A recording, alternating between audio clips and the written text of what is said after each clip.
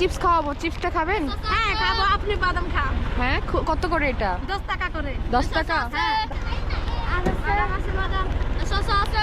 একটা আছে, সো কাকে দিব? এই দাঁড়া মামা, একটু দাঁড়ান। বাদাম কয়টা নেবে? একটা নিব। একটা নেবে।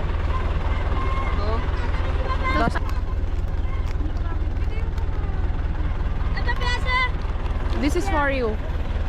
এটা আপনার জন্য। Thank you. ওয়েলকাম।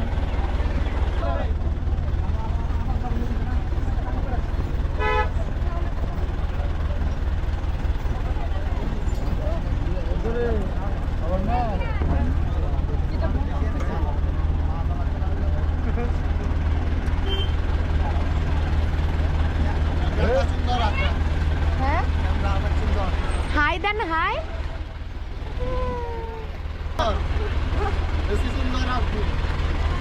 আসেন একটু হ্যান্ডশেক করি, একটু হ্যান্ডশেক করি। Thank you, thank you. হ্যাঁ, সবার জন্য। বাই।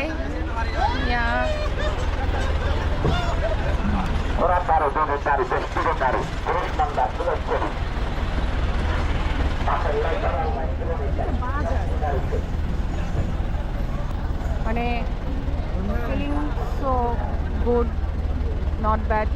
আমি আসলে লাইফে ফার্স্ট টাইম তো, সো আমি অনেক বেশি এনজয় করতেছি, খুবই বেশি এনজয় করতেছি। নতুনত্ব জায়গায় আসলে ঘুরতে খুবই পছন্দ করি, নতুন মানুষ, নতুন। হাই,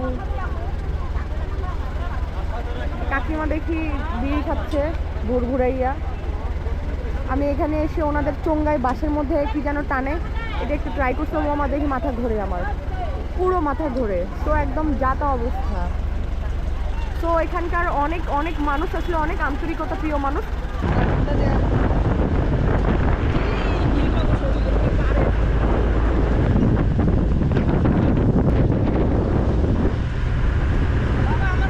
আসলে এই পরিবেশের সাথে কি একটা গান আসলে গাওয়া উচিত। আর আমার মনে হয় যে এখানে বাংলাদেশের থেকে, বাঙালির থেকে আদিবাসী অনেক বেশি।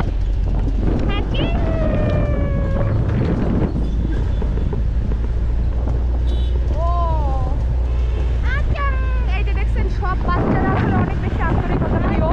ওরা অনেক সিরিয়ালে দাঁড়িয়ে থেকে যেভাবে হাই দিয়ে স্বাগতম জানায়, আমি আসলে এটা জানি না যে সবাই আসলে সেম জিনিসটা কিভাবে করে। মানে সব বাচ্চাগুলোই একদম হাই দিয়ে স্বাগতম জানাবে। তো এই বিষয়টা আমার ভালো লাগছে। এই বাচ্চাগুলো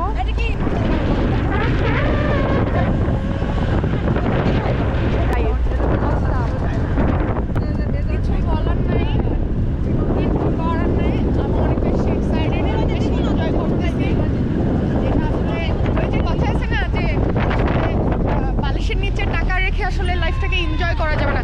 এনজয় করতে হলে বেরোতে হবে, মানে নতুন নতুন জায়গায় যেতে হবে, দেখা বা নতুন পরিবেশে মানুষকে জানা, এটা আসলে অনেক বেশি মজাদার।